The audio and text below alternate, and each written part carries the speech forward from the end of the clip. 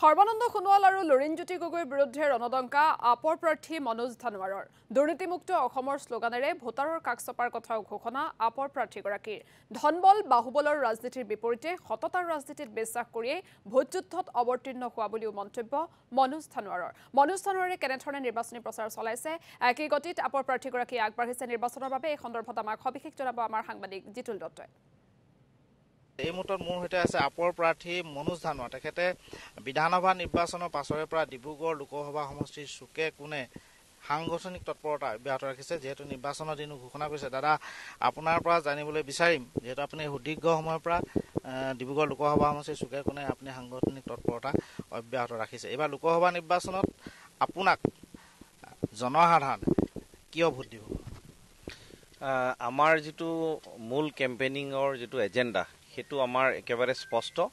আমাৰ মূল এজেণ্ডাটো হৈছে আমি দুৰ্নীতিৰ বিৰুদ্ধে আমি মাত মাতিছোঁ আৰু দুখনকৈ ৰাজ্য দিল্লী আৰু পাঞ্জাৱ আমাৰ উদাহৰণস্বৰূপে আমি দাঙি ধৰিব পাৰিছোঁ, য'ত দুৰ্নীতিৰ বিৰুদ্ধে চৰকাৰখনে ধুনীয়াকৈ শাসন কৰি আম আদমি পাৰ্টীয়ে আগবাঢ়ি আছে।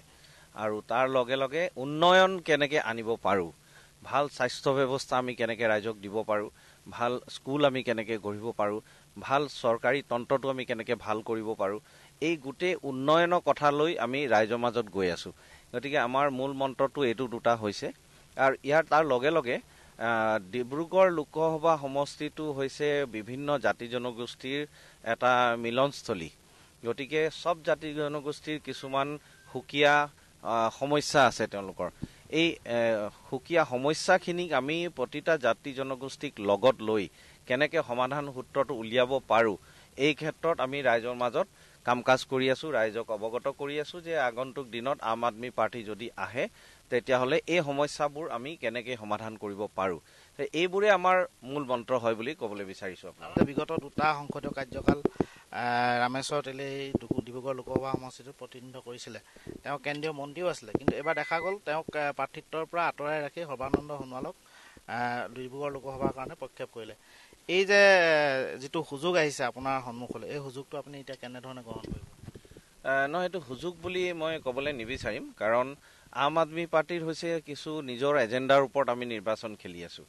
বিজেপি আমি পৰাস্ত কিয় কৰিব লাগে সেইটো আমাৰ এটা ইছ্যু হয়। ৰাইজে এটা বিকল্প বিচাৰি আছে।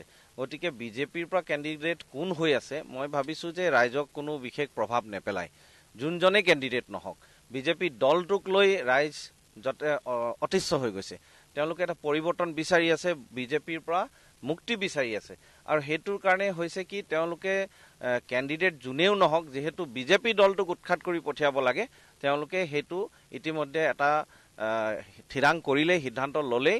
কেৱল বিকল্প যে আম আদমি পাৰ্টি হয় সেইটো আমি ৰাইজৰ মাজত গৈ গৈ তেখেতলোকক বুজাবলৈ চেষ্টা কৰিছোঁ। শেষ প্ৰশ্ন, যিহেতু বিজেপিৰ প্ৰতি প্ৰায় মানুহৰ এটা ক্ষোভ থাকে, বা মানুহে প্ৰায় ক'ব খোজে যে বিজেপি দলটোৱে ধনবল বাহুবলৰ জৰিয়তে ৰাজনীতি কৰিব বিচাৰে, আৰু আপুনি সততাৰে কিছুমান কাম কৰি আছে। আপুনি কোনটো ৰাজনীতিত বিশ্বাস কৰিব, ধনবল বাহুবলৰ ৰাজনীতি নে সততাৰ ৰাজনীতি? সততাৰ ৰাজনীতি নিশ্চিতভাৱে, কাৰণ ধনবল বাহুবল ইতিমধ্যে আমি তাৰ